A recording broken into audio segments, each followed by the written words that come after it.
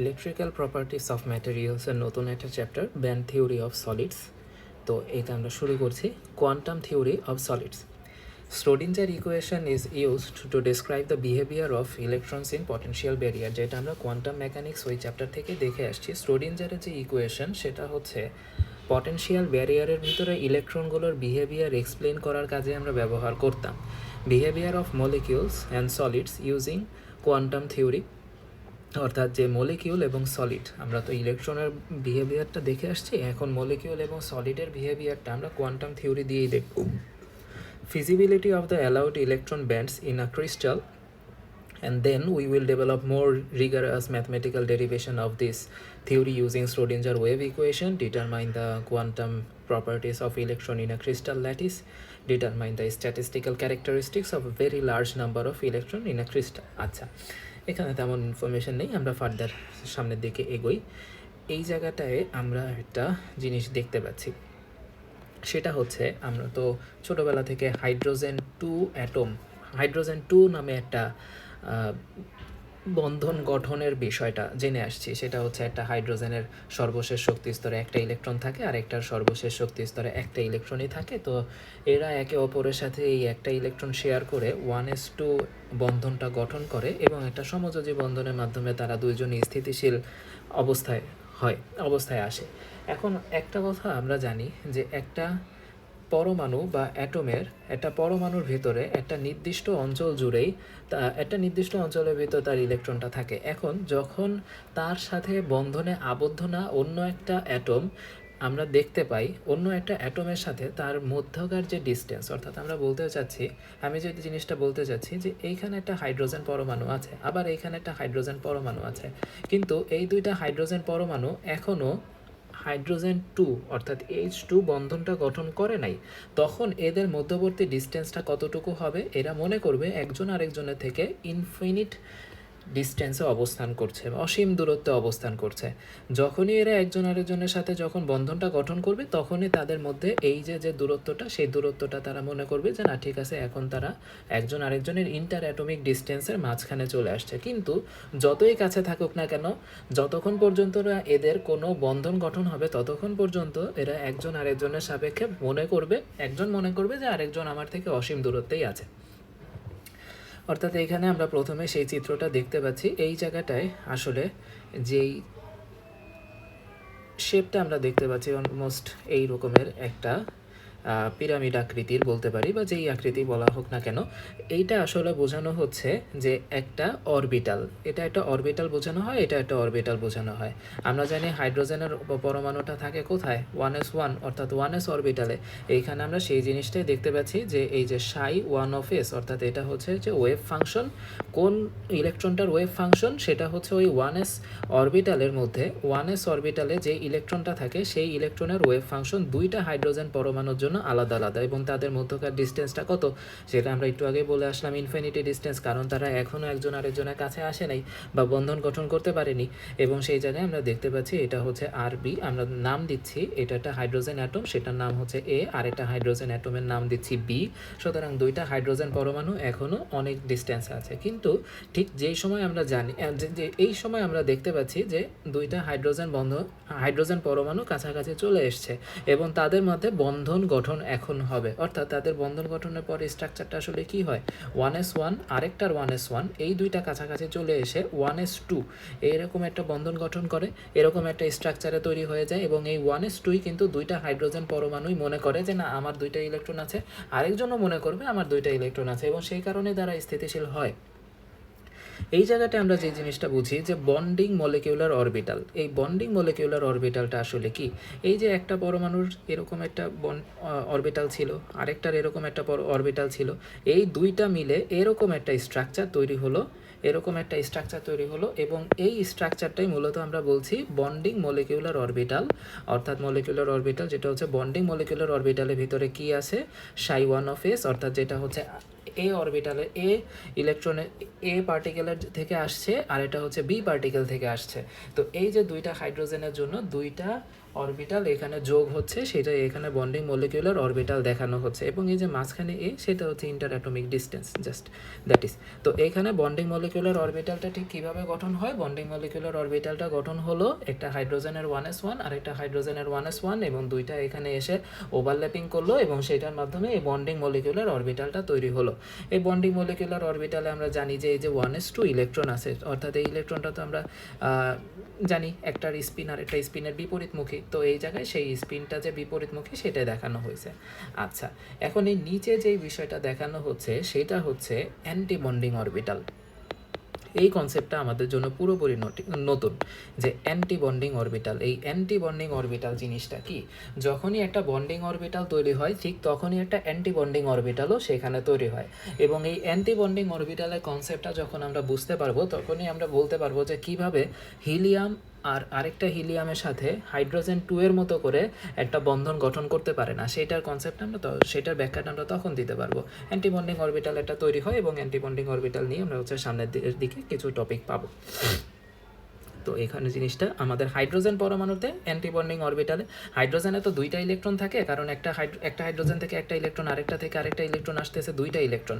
এখন একটা বন্ডিং অরবিটালে আমরা জানি যে দুইটা ইলেকট্রন থাকতে পারে, সর্বোচ্চ দুইটা ইলেকট্রন থাকতে পারে বন্ডিং অরবিটাল, অর্থাৎ এখানে হচ্ছে ওই যে অরবিটাল যেহেতু বলছি তার মানে হচ্ছে অরবিট না, এটা হচ্ছে উপশক্তি স্তর, এবং সেই অরবিটালে দুইটা করে ইলেকট্রন থাকে, কারণ আমরা জানি যে এস এ দুইটা ইলেকট্রন থাকে, পি এক্স এ দুইটা ইলেকট্রন থাকে, P Y, P Z, D X Y, D Y Z, D Z X, D X square minus Y square, D Z square, প্রত্যেকটাতে দুইটা করে ইলেকট্রন থাকবে। সো দুইটা করে ইলেকট্রন এখানে আছে। তো অ্যান্টি বন্ডিংয়ে কি আর যাওয়ার মতো কোনো ইলেকট্রন আছে? আর কোনো ইলেকট্রন সেখানে অবশিষ্ট থাকলো না। সেই কারণে হাইড্রোজেনের যে বিষয়টা আমরা দেখতে পারি, যখন একটা হাইড্রোজেন আর একটা হাইড্রোজেনের সাথে বন্ধন গঠন করতে যায় তখন অ্যান্টি বন্ডিং অরবিটালে কোনো ইলেকট্রন যায় না, এবং অ্যান্টি বন্ডিং অরবিটালে যদি কোনো ইলেকট্রন চলে যায় তাহলে হচ্ছে সেই বন্ধনটা আর স্থিতিশীল হয় না। আচ্ছা, এখন আমরা যে জিনিসটা দেখছি সেটা হচ্ছে Schrodinger equation for hydrogen atom. আচ্ছা, Schrodinger equation for hydrogen atom, আমরা তো 3 dimension time independent Schrodinger equation in 3 dimensional area, 3 dimension, সেটা আমরা একটু দেখছি। প্রথমে সেটা হচ্ছে আমরা এর আগে থেকে যেটা জানতাম যে 1 ডাইমেনশনে সেটা হচ্ছে দেখতে এরকম হয়, প্লাস হচ্ছে del square psi del X square plus 2m E minus V not divided by হচ্ছে H cut square divided by H cut square into হচ্ছে সাই অফ এক্স। এটা হচ্ছে আমাদের 1 ডাইমেনশনের জন্য ছিল। এখন আমরা সেটাকে লিখছি হচ্ছে 3 ডাইমেনশনের জন্য। 3 ডাইমেনশনের জন্য আমরা যখন ইকুয়েশনটা লিখছি আমরা পরিবর্তনটা দেখতে পাচ্ছি। প্রথমত হচ্ছে এই সাই এর ফাংশনটা শুধুমাত্র এক্স এর ফাংশন ছিল, কিন্তু এখন সেটা এক্স এর ফাংশনও হবে, ওয়াই এর ফাংশন হবে, জেড এর ফাংশনও হবে। ঠিক 3টা জায়গাতেই আমরা জিনিসটা দেখতে পাচ্ছি, এবং আমরা যেহেতু এটাকে 3 এক্সিসের সাপেক্ষে দেখছি, 3 ডাইমেনশন দেখছি, সুতরাং প্রথমে ডেল এক্স স্কোয়ার এক্স এর সাপেক্ষে একবার ডিফারেন্সিয়েট হবে, ওয়াই এর সাপেক্ষে একবার ডিফারেন্সিয়েট হবে, জেড এর সাপেক্ষে একবার ডিফারেন্সিয়েট হবে। এখানে এই অংশটাতে কোনো পরিবর্তন নাই, 2m divided by H cut square E minus U. U বলতে ওই যে আমরা এর আগে যেটা ভি নট ব্যবহার করতাম পটেনশিয়াল এনার্জি, সেটার পরিবর্তে আমরা এখন ইউ লিখছি এখানে। এরপরে যে সাই ফাংশনটা আছে সেটাও এক্স ওয়াই জেড 3টার ফাংশন হবে সেটা।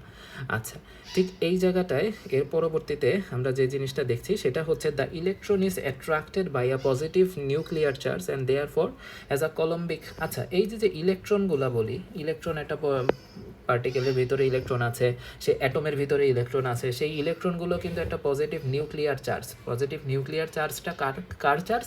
নিউক্লিয়াসের ভিতরে তো দুইটা বস্তু থাকে, একটা হচ্ছে প্রোটন আর এটা হচ্ছে নিউট্রন। নিউট্রন তো চার্জলেস, সেটা তো মানে চার্জ নিরপেক্ষ, কিন্তু প্রোটন যেটা সেটা তো পজিটিভ চার্জ, তার মানে হচ্ছে আমাদের নিউক্লিয়াসটা পজিটিভ চার্জ। তো নিউক্লিয়ার চার্জটা কি? Positive charge. তো ওইখানে পজিটিভ চার্জ এবং হচ্ছে ইলেকট্রনের যে নেগেটিভ চার্জ আছে, এই দুইটা চার্জের মধ্যে একটা কুলম্বিক অ্যাট্রাকশন ফোর্স কাজ করবে, কারণ এখানে হচ্ছে ডিফারেন্ট চার্জ দুইজনের ভেতরে আছে, একটা পজিটিভ চার্জ আর একটা নেগেটিভ চার্জকে আকর্ষণ করবে। তো সেই আকর্ষণের ভ্যালুটা কত হবে? সেটা হচ্ছে ইউ অফ আর দিয়ে লেখা হচ্ছে minus Z into E square divided by 4 pi epsilon not into R, যেখানে আর হচ্ছে রেডিয়াস, তারপরে 1/4 পাই এপসাইলন নট সম্পর্কে তো আমরা জানি সেটা হচ্ছে কুলম্বের constant, 9 × 10⁹ newton metre square per coulomb square. আর এখানে যেটা জেডটা কি? জেডটা হচ্ছে পারমাণবিক সংখ্যা, অর্থাৎ কয়টা প্রোটন বা ইলেকট্রন আছে সেটা বোঝাচ্ছে, এবং সামনে মাইনাসটা দিয়ে কি বোঝাচ্ছে? মাইনাসটা দিয়ে বোঝানো হচ্ছে যে এখানে অ্যাট্রাকটিভ ফোর্স, কারণ একটা প্লাস আর একটা মাইনাসের ভিতরে এই আকর্ষণটা, সুতরাং এখানে অ্যাট্রাকটিভ ফোর্সই থাকবে। এখন এই আরটা আমরা কিভাবে বের করতে পারি? আর বের করা হচ্ছে এই যে √(x² + y² + z², সেখান থেকে বের করা যায়। তারপরে হচ্ছে এই যে সাই xyz, সেই ফাংশনটা আসলে ঠিক এইভাবে সেপারেশন অফ ভ্যারিয়েবল সেই মেথডে লেখা যায়। সাই x অফ x, এর একটা ফাংশন লেখা যায়, y এর একটা আলাদা ফাংশন লিখতে পারবো, z এর একটা আলাদা ফাংশন লিখতে পারবো, দ্যাটস ইট। আর এই জায়গাটায় হচ্ছে আমরা মূলত এটা একটা প্রোটন, সেখান থেকে হচ্ছে আমরা একটা চিত্র দেখতে পাচ্ছি। সেখানে হচ্ছে এই যে চিত্রটা, এই যে একটা কার্ভ বোঝানো হচ্ছে, সেই কার্ভটা আসলে বোঝানো হচ্ছে মূলত এই যে আমরা অ্যাট্রাকটিভ ফোর্স যেটা দেখে আসছি সেই অ্যাট্রাকটিভ ফোর্সের কার্ভ। এবং এটা আসলে কার সাপেক্ষে কার কার্ভ, সেটা হচ্ছে আমরা এক্স এক্সিসে দেখতে পাচ্ছি হচ্ছে অ্যাটমিক রেডিয়াস, আর এক্স এক্সিসে আমরা ডিস্টেন্স দেখতে পাচ্ছি, মূলত ডিস্টেন্স দেখতে পাচ্ছি এক্স এক্সিসে, এবং ওয়াই এক্সিসে আমরা দেখতে পাচ্ছি হচ্ছে পটেনশিয়াল এনার্জি বা হচ্ছে এই যে কুলম্বিক অ্যাট্রাকটিভ ফোর্স, সেটাকে দেখতে পাচ্ছি অ্যাট্রাকটিভ ফোর্স। তো এই অ্যাট্রাকটিভ ফোর্সটা যেহেতু হচ্ছে, এখানে একটা জিনিস আমরা একটু ভালোভাবে বোঝার চেষ্টা করি যে এই জায়গাটায় আমাদের এই ভি অফ আর এ বাকি সব কিছু যদি আমরা করি, কনস্ট্যান্ট ধরে নেই, তাহলে 1/r এর সাথে একটা ব্যস্তানুপাতিক সম্পর্ক আছে। এই ব্যস্তানুপাতিক সম্পর্কের মানেটা কি? ব্যস্তানুপাতিক সম্পর্ক মানে যখন আমাদের আর এর ভ্যালুটা বাড়বে তখন হচ্ছে আমাদের ভি অফ আর এর ভ্যালুটা কমে আসবে, ভি অফ আর এর ভ্যালুটা কমে আসবে। ঠিক এই বিষয়টা আমরা দেখতে পাচ্ছি যখন আমরা এক্স এক্সিস বরাবর আর এর ভ্যালুটা বাড়াচ্ছি, ঠিক এই সময় আমরা দেখতে পাচ্ছি কি এই ভ্যালুটা কমে আসতেছে, এই ভ্যালুটা কমে আসতেছে। ঠিক এই বিষয়টা, এটা একটা প্যারাবোলিক মান আসছে। তো এই জিনিসটা একটা গ্রাফ দিয়ে দেখানো হচ্ছে। এরপরে জাস্ট এইখানে আরেকটা জিনিস লেখা আছে, সেটা হচ্ছে অন্য একটা কোঅর্ডিনেট দিয়ে বোঝানো। অর্থাৎ আমরা এর আগে ইন্টারমিডিয়েটে যেটা শিখে আসছি, কার্তেশীয় গুণাঙ্কর পরে কার্তেশীয় স্থানাঙ্কের পরে আমরা সেখানে আর কমা থেটা দিয়ে আরেকটা কোঅর্ডিনেট আমরা বের করতাম। সেই কোঅর্ডিনেটের টাইপেরই আরেকটা কোঅর্ডিনেট, সেটা অয়লার কোঅর্ডিনেট বা এরকমের কোনো একটা নাম ছিল। তো সেখানে হচ্ছে আমরা এখানেও স্পেরিক্যাল সিমেট্রি দিয়ে আমরা শ্রোডিঞ্জার ইকুয়েশনকে আর কমা থেটা কমা ফাই কোঅর্ডিনেট, মানে নতুন একটা এক্স ওয়াই জেড এর পরিবর্তে আমরা এখানে আর কমা থেটা কমা ফাই এরকম তিনটা কোঅর্ডিনেটে নিচ্ছি। তো তিনটা কোঅর্ডিনেট কি হবে? ওই যে আমাদের যেটা হচ্ছে সেকেন্ড ডেরিভেটিভ বোঝানো হচ্ছে, সেকেন্ড ডেরিভেটিভ অফ সাই। এখন এক্স ওয়াই জেড এর পরিবর্তে আমরা তিনটা আলাদা কোঅর্ডিনেট লিখছি, 2m / h cut square into E minus U. তারপরে হচ্ছে সেখানে সাই এর জায়গায় তিনটা ভ্যালু লেখা হচ্ছে, এবং এই জায়গাটায় কি লেখা হচ্ছে, ওই যে সাই সেপারেশন অফ ভ্যারিয়েবল, আমরা সাই এক্স এর বদলে ক্যাপিটাল আর লিখছি, সাই ওয়াই এর বদলে এইখানে ফাই লেখা হচ্ছে, থেটা লেখা হচ্ছে, আর একটা হচ্ছে এই যে সাই জেড এর পরিবর্তে হচ্ছে ফাই লেখা হচ্ছে। এটা নতুন তেমন কোনো কিছু না, জাস্ট হচ্ছে ভ্যারিয়েবলগুলো কোঅর্ডিনেটগুলো একটু চেঞ্জ করে দেওয়া হচ্ছে। এখন আমাদের যেটা ইম্পর্ট্যান্ট একটা জিনিস, সেটা হচ্ছে principal of atomic bonding. Atomic বন্ডিংগুলো আসলে কিভাবে তৈরি হয়? অ্যাটমিক বন্ডিংগুলো আসলে তৈরি হচ্ছে ঠিক এইভাবে, আমরা একটু বোঝার চেষ্টা করি। ফার্স্ট অফ অল হচ্ছে আমরা এখানে একটা গ্রাফ দেখে বুঝি। আমাদের এক্স এক্সিসে কাকে রাখা হচ্ছে? এক্স এক্সিসে রাখা হচ্ছে ইন্টার অ্যাটমিক সেপারেশন বা হচ্ছে আর, অর্থাৎ একরকম একটা ডিস্টেন্স রাখা হয়েছে। ওয়াই এক্সিসের দুইটা অংশ দেখি আমরা। ওয়াই এক্সিসের উপরের দিকে যে অংশটা, সেটা হচ্ছে অ্যাট্রাকশন বোঝাচ্ছে, এবং নিচের দিকে যে বিষয়টা সেটা হচ্ছে রিপালশন বোঝাচ্ছে। অর্থাৎ উপরের দিকে, অর্থাৎ ওয়াই এক্সিসের পজিটিভ এক্সিস যেটা, ওয়াই এক্সিসের তো দুইটা অংশ আছে, একটা হচ্ছে পজিটিভ আর একটা হচ্ছে নেগেটিভ। তো পজিটিভ এক্সিসের সাইডে আমরা যেটা দেখতে পাচ্ছি সেটা হচ্ছে অ্যাট্রাকটিভ ফোর্স মিন করছে এবং অ্যাট্রাকটিভ ফোর্সকে ইলাস্ট্রেট করছে, এবং নেগেটিভ সাইডে সেখানে হচ্ছে রিপালসিভ ফোর্সকে ইলাস্ট্রেট করছে। এখানে আমাদের দুইটা ফোর্স আমরা দেখতে পাচ্ছি, একটা হচ্ছে এফ এ দিয়ে বোঝানো হচ্ছে অ্যাট্রাকটিভ ফোর্স, আর এফ আর কে দিয়ে বোঝানো হচ্ছে রিপালসিভ ফোর্স। এবং এই দুইটা থেকে আসলে আসে হচ্ছে, আমরা ঠিক এই জায়গায় যে জিনিসটা দেখে আসছি সেটা হচ্ছে এফ এন, অর্থাৎ এখানে যে রেজাল্টেন্ট ফোর্সটা আসছে, কারণ এখানে দুইটা ফোর্স কাজ করতেছে একই সাথে। তো দুইটা ফোর্স যখন একসাথে কাজ করে তখন অবশ্যই সেখানে একটা রেজাল্টেন্ট ফোর্সও থাকবে, এবং সেই রেজাল্টেন্ট ফোর্সটা আমরা কিভাবে পাচ্ছি? সেই রেজাল্টেন্ট ফোর্স হচ্ছে এই অ্যাট্রাকটিভ ফোর্স এবং রিপালসিভ ফোর্স, এই দুইটা সামেশনে হচ্ছে আমরা এই জিনিসটা পাচ্ছি। তো রিপালসিভ ফোর্স জিনিসটা আসলে কি? অ্যাট্রাকটিভ ফোর্স জিনিসটা তো আমরা বুঝতে পারবো যে হ্যাঁ, দুইটা ইসের ভিতরে, দুইটা পার্টিকেলের ভিতরে অ্যাট্রাকশন যেটা সেটা। এবং এইখানে রিপালসিভ ফোর্সের যে বিষয়টা হচ্ছে, repulsive force is a force that pushes objects away from each other. অর্থাৎ এখানে হচ্ছে আমরা এক কথায় বলতে পারি বিকর্ষণকারী বল, একটা হচ্ছে আকর্ষণকারী বল আর একটা হচ্ছে বিকর্ষণকারী বল। তো এইটা হচ্ছে, আমরা যদি আর একটু ডিটেল বলি, এখানে হচ্ছে আমরা একটু গ্রাফটা বোঝার চেষ্টা করি। যখন আমরা গ্রাফটা বুঝতে যাব তখন আমরা জিনিসটা বুঝতে পারবো। তো ফার্স্ট অফ অল হচ্ছে আমাদের এখানে সবুজ গ্রাফটা দিয়ে প্রথমে বুঝি অ্যাট্রাকটিভ ফোর্সের যে বিষয়টা, অ্যাট্রাকটিভ ফোর্সের গ্রাফটার দিকে আমরা একটু ফোকাস করি। এই জায়গাটায় ঠিক আর এর কী রিলেশন আছে, আর এর অবস্থাটা ঠিক কোথায়, আমরা ঠিক এই পজিশনটা দেখার চেষ্টা করছি। ঠিক সেই জায়গাটায় হচ্ছে আর নট ব্যবহার করা হচ্ছে। এবং আর নট দিয়ে আসলে কি বোঝানো হচ্ছে, এখানে আমাদের যে আর নট আছে, আর নট দিয়ে আসলে আমরা এখানে কি বুঝতে পারতেছি, আর নট দিয়ে বুঝতে পারতেছি আমাদের যে দুইটা মলিকিউল যাদের ভেতরে বন্ডিংটা হবে, কারণ আমরা এখানে প্রিন্সিপাল অফ অ্যাটমিক বন্ডিং, অর্থাৎ এখানে অ্যাটমিক বন্ডিংটা যাদের ভিতরে হবে তাদের ডিস্টেন্সটা এখন মোটামুটি তারা একজন আরেকজনের কাছাকাছি এসে গেছে এবং বন্ধন গঠন করতে পারবে, বন্ধন গঠনের ডিস্টেন্সে চলে আসছে। এবং ঠিক যখন বন্ধন গঠনের ডিস্টেন্সে চলে আসছে তখন আমরা সেটা ডিস্টেন্সটা বলছি আর নট।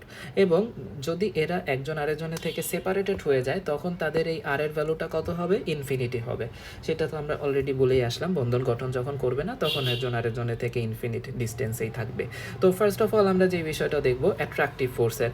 এখন আমাদের প্রথমত হচ্ছে আমরা ঠিক এক্স এক্সিস বরাবর যখন সামনে আগাবো তখন ইন্টার অ্যাটমিক সেপারেশন বা ডিস্টেন্সের ভ্যালুটা বাড়বে, ইন্টার অ্যাটমিক সেপারেশনের ভ্যালুটা বাড়বে। অর্থাৎ হচ্ছে দুইটা মলিকিউল তখন একজন আরেকজনের থেকে দূরে সরে যেতে থাকবে। যখন দুইটা মলিকিউল একজন আরেকজনের থেকে দূরে সরে যেতে থাকবে তখন তাদের মধ্যে যে অ্যাট্রাকটিভ ফোর্সটা ছিল সেই অ্যাট্রাকটিভ ফোর্সটা ধীরে ধীরে কমতে থাকবে, ধীরে ধীরে কমতে থাকলো। এবং সেই জিনিসটা আমরা এখানে দেখলাম যে সেটা হচ্ছে ধীরে ধীরে কমতে থাকলো, আর এর মান বাড়ার সাথে সাথে সেটা হচ্ছে ধীরে ধীরে কমতে থাকলো। তো এই জিনিসটা আমরা ফার্স্টে বুঝলাম অ্যাট্রাকটিভ ফোর্সের পরিবর্তনটা কীভাবে হয়। এখন রিপালসিভ ফোর্সটা কি, রিপালসিভ ফোর্সটা হচ্ছে বিকর্ষণকারী বল। রিপালসিভ ফোর্সের সাথে অ্যাট্রাকটিভ ফোর্সেরও একটা মিল আছে। রিপালসিভ ফোর্সটা কি, তো এইখানে আমরা সেই জিনিসটাই দেখতে পাচ্ছি, এইটাও কিন্তু কমছে, এটাও কমে আসতেছে, কিন্তু এইটার যে হ্রাস পাচ্ছে সেইটার সাথে অ্যাট্রাকটিভ ফোর্সের হ্রাস পাওয়ার একটা পরিবর্তন আছে। রিপালসিভ ফোর্সের পরিবর্তনটা হচ্ছে হুট করে হচ্ছে, মানে একদম ইনস্ট্যান্টেনিয়াস চেঞ্জ দেখতে পাচ্ছি, কিন্তু অ্যাট্রাকটিভ ফোর্সের ক্ষেত্রে সেই ইনস্ট্যান্টেনিয়াস চেঞ্জটা দেখতে পাচ্ছিলাম না, সেটা একটু টাইম নিয়ে পরিবর্তন হচ্ছিল। এখানে সেই পরিবর্তনটা এইভাবে হচ্ছে। আচ্ছা, তো এইটা আমরা ঠিক এভাবে বুঝতে পারি যে হ্যাঁ ঠিক আছে, তাদের মধ্যে তো অবশ্যই কিছু না কিছু রিপালসিভ ফোর্স আছে। যখনই তারা একজন আরেকজনের থেকে একটু দূরে সরে যাচ্ছে তখন সেই রিপালসিভ ফোর্সটা আমরা দেখছি সেটা জিরোর দিকে চলে যাচ্ছে। আচ্ছা, এখন এই দুইটা ফোর্স যখন একসাথে কাজ করে তখন আমরা এই জিনিসটা কিভাবে বলতে পারি, তখন এখানে অবশ্যই ওই অ্যাটমের উপরে, ওই মলিকিউলে একটা নেট বা রেজাল্টেন্ট ফোর্স কাজ করবে। সেই রেজাল্টেন্ট ফোর্স বা নেট ফোর্সটা কীরকম হবে দেখতে, সেটা হচ্ছে এই যে লাল কালি দিয়ে বোঝানো হচ্ছে, সেটা প্রথমে এইভাবে আসলো আর এর মান বাড়ার সাথে সাথে, এবং যখনই হচ্ছে সেটা এই রকমের একটা সিনারিও নিল। তো এটা হচ্ছে আমাদের একটা গ্রাফ, সেটা বুঝলাম যে ডিস্টেন্সে ইন্টার অ্যাটমিক সেপারেশনের সাথে অ্যাট্রাকটিভ ফোর্সটা কীভাবে পরিবর্তন হয়, একবারে কমে আসবে। তারপরে রিপালসিভ ফোর্সটাও আমরা দেখলাম কী রকমের পরিবর্তন হচ্ছে, এবং নেট ফোর্সটা, এই দুইটার কারণেই সেখান থেকে এরকমের একটা গ্রাফিক্যাল রূপ নিচ্ছে, গ্রাফিক্যাল একটা শেপ নিতে দেখলাম। এখন আমরা তো এখানে ছিল force versus inter atomic separation, এবার আমরা inter atomic separation versus potential energy দেখব। অর্থাৎ এখানে আমাদের পটেনশিয়াল এনার্জি, উপরে আমরা যে পটেনশিয়াল এনার্জিটা দেখছি সেটা হচ্ছে রিপালসিভ পটেনশিয়াল এনার্জি, এবং এখানে হচ্ছে আমরা অ্যাট্রাকটিভ পটেনশিয়াল এনার্জি দেখতে পাচ্ছি। অর্থাৎ এখানে আমরা যখন এখন পরিবর্তনের দিকে দেখব তখন হচ্ছে first of all inter atomic ডিস্টেন্সের সাথে আমাদের অ্যাট্রাকটিভ পটেনশিয়াল এনার্জি কীভাবে পরিবর্তিত হয়, ঠিক এইভাবে পরিবর্তন হচ্ছে। এবং যখন আমাদের ইন্টার অ্যাটমিক ডিস্টেন্সের সাথে রিপালসিভ পটেনশিয়াল এনার্জির চেঞ্জটা দেখতেছি সেটা আবার এইভাবে পরিবর্তন হয়, জাস্ট পজিশনটা ইন্টারচেঞ্জ হয়ে গেছে। কারণ আমরা একটা জিনিস বুঝতে পারতেছি, এখানে যে জিনিসটা ছিল রিপালশন, এই জায়গাটায় রিপালশন ছিল হচ্ছে এইখানে, এখন সেই রিপালসিভ পটেনশিয়াল এনার্জিটা হয়ে গেছে পজিটিভ, এবং এই জায়গাটা অ্যাট্রাকশন ফোর্সটা যেহেতু পজিটিভ ছিল এখানে সেটা নেগেটিভ হয়ে গেল। আচ্ছা, তো এই জায়গায় আমরা একটা নেট পটেনশিয়াল এনার্জি দেখতে পাবো, কারণ এখানে দুইটা পটেনশিয়াল এনার্জি একই সাথে কাজ করছে। নেট পটেনশিয়াল এনার্জিটা দেখলাম প্রথমে এইভাবে আসলো এবং ঠিক এইখানে। তো এই জায়গাটায় যে আর এর ভ্যালুটা সেটাই হচ্ছে ওই যে তাদের মধ্যে বন্ডিংয়ের জন্য মিনিমাম যতটুকু ডিস্টেন্সে থাকা লাগবে সেটা, অর্থাৎ ইন্টার অ্যাটমিক ডিস্টেন্সটা।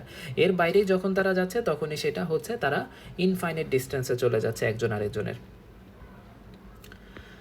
তো এইখানে আমরা এফ এন সম্পর্কে যেটা বলতে পারি, F N is equal to D E by D R. FN সমান সমান DE/dr, অর্থাৎ ইন্টারঅ্যাটমিক ডিস্টেন্সের সাপেক্ষে যদি আমাদের যে আছে সেই এইটা অর্থাৎ পটেনশিয়াল এনার্জি, সেই পটেনশিয়াল এনার্জিটাকে যদি ডিফারেন্সিয়েট করা হয় তাহলে সেটা পাবো। এখন আমরা একটা কন্ডিশন দেখছি, সেই কন্ডিশনটা কি? স্টেবল বন্ডিংয়ের জন্য বন্ড এনার্জিকে কত হতে হবে? স্টেবল বন্ডিংয়ের জন্য বন্ড এনার্জিকে অবশ্যই 0 থেকে কম হতে হবে, মানে নেগেটিভ একটা ভ্যালুতে আসতে হবে। যদি একটা বন্ডিংকে আমরা স্টেবল বন্ডিং বলতে চাই তাহলে ওইখানে বন্ড এনার্জিকে অবশ্যই 0 থেকে কম হতে হবে। এখন এই জায়গায় আমরা যে এই পয়েন্টটাতে আমরা কি দেখতে পাচ্ছি? Molecule shows minimum potential energy. Minimum potential energy কোথায় দেখায়? মিনিমাম পটেনশিয়াল এনার্জি অর্থাৎ আমাদের এই যে নেট পটেনশিয়াল এনার্জিটা আমরা দেখতে পাচ্ছি সেটা সব থেকে লোয়েস্ট ভ্যালু কোথায় দেখাচ্ছে? লোয়েস্ট ভ্যালুটা দেখাচ্ছে যেই জায়গায় আর নটের, যেখানে আর এর ভ্যালুটা হচ্ছে আর নট, অর্থাৎ আর নটের ভ্যালুতে, অর্থাৎ আর ইজ ইকুয়াল টু যখন আর নট তখন হচ্ছে এই পটেনশিয়াল এনার্জির ভ্যালুটা হবে মিনিমাম, অর্থাৎ একদম লোয়েস্ট হবে, পটেনশিয়াল এনার্জিটা একদম লোয়েস্ট হবে। এবং এইখানে আমরা দেখতে পাচ্ছি কি যে DE/dr তখন হচ্ছে 0, অর্থাৎ এই জায়গায় যেটা হচ্ছে minimum, which means potential energy of the system acquiring its minimum value, অর্থাৎ এখানে মিনিমাম ভ্যালুটাই আমরা দেখতে পাচ্ছি। এবার আমরা ফার্দার যে জিনিসটা দেখতে যাচ্ছি সেটা হচ্ছে molecular orbital theory of bonding. Molecular orbital theory of bonding এই চ্যাপ্টারের একটা অন্যতম একটা ইম্পর্টেন্ট টপিক, সেই ইম্পর্টেন্ট টপিকটা আমরা একবার স্টাডি করি। তো আমরা ফার্স্ট অফ অল যে জিনিসটা দেখছিলাম সেটা হচ্ছে the energy level of hydrogen. হাইড্রোজেনের বন্ধন গঠনটা সেটা আমরা দেখে আসছি। তো এই জিনিসটা যদি আরেকবার চিত্র আকারে দেখি, একই জিনিসটা আরেকবার দেখি, তো এইখানে আমরা একটা হাইড্রোজেনের নাম দিচ্ছি A আর একটা হাইড্রোজেনের নাম দিচ্ছি B। যতক্ষণ পর্যন্ত এরা কোনো বন্ধন গঠন করে নাই ততক্ষণ পর্যন্ত এদের সেন্টার থেকে একজনের সেন্টার থেকে আরেকজনের সেন্টারের ডিস্টেন্সটা হবে ইনফিনিটি। যখনই এরা বন্ধন গঠন করবে তখন দুইটা সেন্টারের মধ্যবর্তী ডিস্টেন্সটা হয়ে যাবে A। এবং ঠিক এই জায়গাটায় আমরা একটা ওয়েভ ফাংশন দেখতে পাচ্ছি, এইখানে আরেকটা দেখতে পাচ্ছি, একটা হচ্ছে এর জন্য আর একটা হচ্ছে বি। এখন দুইটা অরবিটাল যখন কাছাকাছি চলে আসছে তখন সেখানে অবশ্যই একটা বন্ডিং মলিকিউলার অরবিটাল তৈরি হবে, এবং বন্ডিং মলিকিউলার অরবিটালটা কাদের নিয়ে তৈরি হচ্ছে? একটা হচ্ছে ψ1 অর্থাৎ আর এ হাইড্রোজেনের জন্য একটা ওয়েভ ফাংশন, বি হাইড্রোজেনের জন্য একটা ওয়েভ ফাংশন, দুইটা সামেশন হিসেবে সেইখানে হচ্ছে এই বন্ডিং মলিকিউলার অরবিটালের একটা ফাংশন আমরা দেখতে পাচ্ছি, বন্ডিং মলিকিউলার অরবিটালের জন্য একটা ওয়েভ ফাংশন। আরেকটা যেটা আমরা বলছিলাম সেটা হচ্ছে এই সময়ে আরেকটা অ্যান্টি বন্ডিং অরবিটাল তৈরি হবে, অ্যান্টি বন্ডিং মলিকিউলার অরবিটাল। এই অ্যান্টি বন্ডিং মলিকিউলার অরবিটাল তৈরি হয়, সব সময় তৈরি হয়, কিন্তু সব সময় যে অ্যান্টি বন্ডিং মলিকিউলার অরবিটালে ইলেকট্রন যায় তা না। অ্যান্টি বন্ডিং মলিকিউলার অরবিটালে ইলেকট্রন গেলে সেই বন্ডিংটা হয়ে যাচ্ছে পুরোপুরি আনস্টেবল। কেন আনস্টেবল হয় সেটা সামনে এক্সপ্লেনেশন আছে। তো আপাতত যে জিনিসটা জেনে রাখা জরুরি সেটা হচ্ছে বন্ডিং মলিকিউলার অরবিটাল মানে দুইটা অরবিটাল যখনই ওভারল্যাপিং হবে বা ইলেকট্রন শেয়ারিং হবে তখনই হচ্ছে তাদের মধ্যে একটা বন্ডিং মলিকিউলার অরবিটাল তৈরি হয়। এতকাল আমরা এটাই জেনে আসছি, কিন্তু এখন আমরা জানবো যে বন্ডিং মলিকিউলার অরবিটালের সাথে সাথে একটা অ্যান্টি বন্ডিং মলিকিউলার অরবিটালও তৈরি হয়, এবং এখানে যেরকম আমরা যোগ হয়ে দেখতেছি দুইটার মধ্যে যোগ হয়ে আসে এবং এখানে সেটা বিয়োগ হয়ে আসে। এইখানে একটা স্টার চিহ্ন নাই, এখানে কিন্তু স্টার চিহ্নটা আছে। ঠিক এই জায়গাটা যেহেতু বিয়োগ হয়ে আসে, একটা এদিকে থাকবে আর এটা থাকবে এদিকে। তো এই চিত্রটা জাস্ট এতটুকু আমরা বুঝলাম। তো এই জায়গাটা এখানে চিত্রগুলোর একটা ব্যাখ্যা লেখা আছে। কি ব্যাখ্যা? Formation of molecular orbital, bonding and anti bonding orbital, দুইটা হাইড্রোজেন অ্যাটম যখন একজন আরেকজনের কাছাকাছি আসে তখন, জাস্ট এটাই। এখন হাইড্রোজেনের দুইটা ইলেকট্রন থাকে, দুইটা ইলেকট্রনের বিপরীত স্পিন থাকে, সেটা হচ্ছে বন্ডিং অরবিটালেই চলে আসে, অ্যান্টি বন্ডিং অরবিটালে আসে না। এখন এই পাশের লেখাগুলো আমরা একটু বোঝার চেষ্টা করি। The energy levels of the hydrogen system as a function of the inter atomic distance R, অর্থাৎ এখানে ইন্টার অ্যাটমিক ডিস্টেন্স এক্স এক্সিসে যখন আর রাখা হলো সেটার সাপেক্ষে যে চিত্রটা দেখানো হলো সেটার কথাই বলা হচ্ছে। এখানে এনার্জি লেভেল দেখানো হচ্ছে, জাস্ট এই যে একটার জন্য এনার্জি লেভেল আর একটার জন্য এনার্জি লেভেল।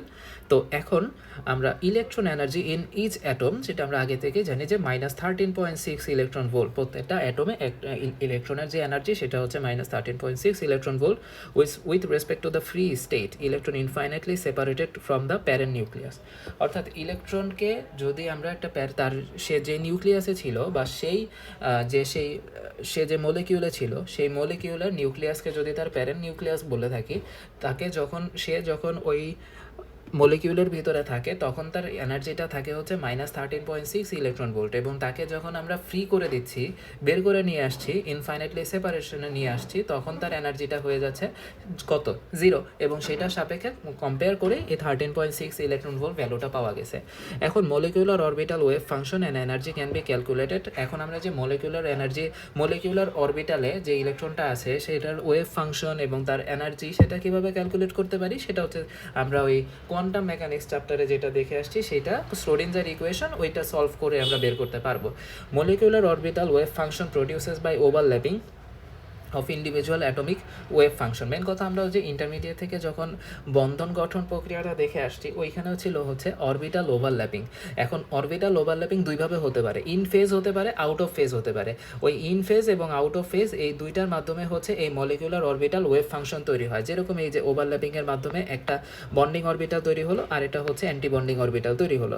একটা হচ্ছে ইন ফেজের মাধ্যমে বন্ডিং অরবিটাল, আর হচ্ছে আউট অফ ফেজে যখন ওভারল্যাপিং করবে তখনই হচ্ছে তাদের এই anti-bonding orbital তৈরি হয়। This overlap produces two new wave functions with different energies and hence different quantum numbers. Okay.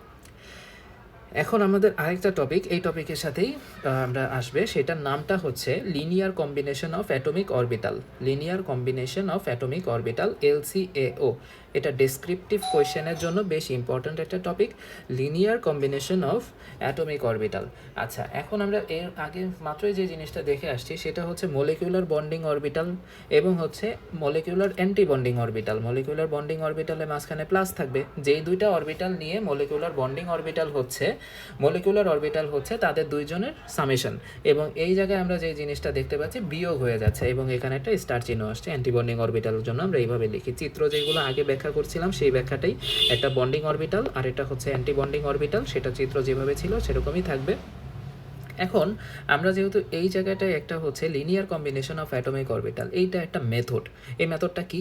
A method for obtaining the electron molecular orbital wave function from a linear combination of individual identical atomic orbital is call linear combination of atomic orbital, LCAO method. অর্থাৎ এই LCAOর যে ডেফিনেশনটা, সেই ডেফিনেশনটা এখানে বলা আছে যে আমরা যে ইলেকট্রন মলিকুলার অরবিটালের wave